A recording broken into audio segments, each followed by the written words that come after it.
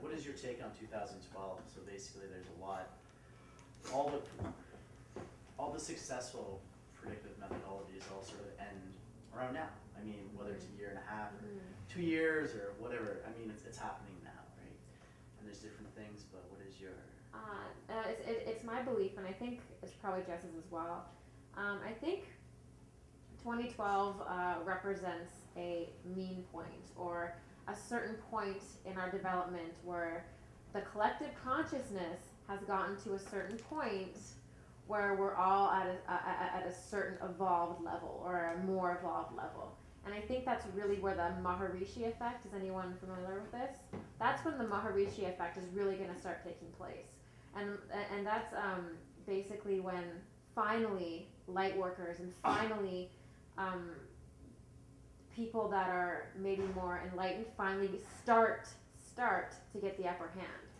So it's not the end of the world in the very literal sense that I don't believe that personally, but I do believe that certain factions will be consistently losing their power after that point and not being able to exist, much like baking a cake at 100 degrees, it doesn't bake. The entire climate of our energetic world will be changing. A huge shift will have occurred. A consensus will be met. And from then on, it will just get stronger and stronger and higher and higher. I personally don't think that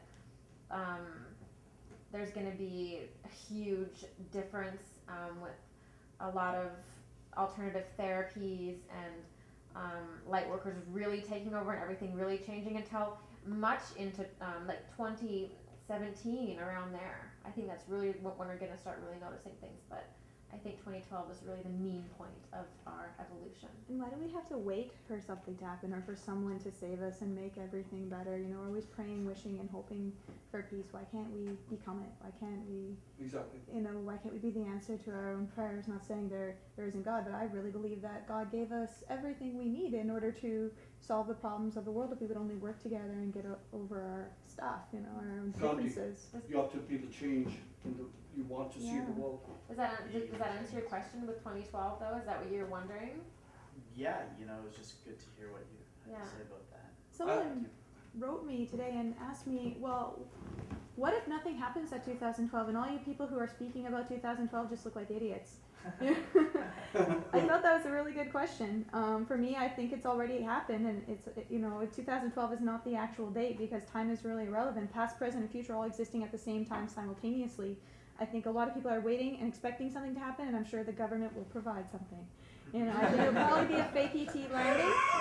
Fake ET landing. They're preparing for the disclosure project. I know they have Project Blue Book, which is a hologram projection of UFOs and contact with ETs that are going to our government. Any ETs that have contact with our government are ones that I do not want to associate with and want nothing to do with, because the government doesn't have our best intention in mind in the first place. So why the heck would you think the ETs would have the best intention for us, even though I'm sure they're going to try to make you think otherwise, like politicians, since people are losing their faith in them.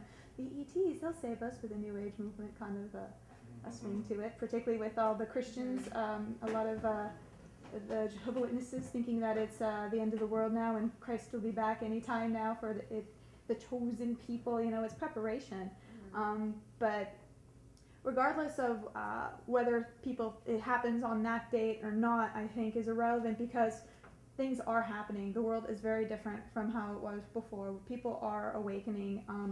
People are, you know, I find what's really impressive is all the things that they're trying to do to us with the vaccinations, pushing it on people, this fear of FEMA and all this kind of, everything seems to be thwarted that they're doing, you know, like people are so, it's like learning, playing chess and learning the opponent's moves so well that you know what they're going to do before they do it, right? I think that's what's occurring right now, to the point where we're like, you know what, I don't want to play this game anymore. Let's play Hungry Hungry Hippos or Candyland or something like that. You know, it's getting to a point where we're merging and we're healing almost everything in this lifetime. It's quite fascinating and quite an honor and privilege to be here to witness this, whatever is going to happen.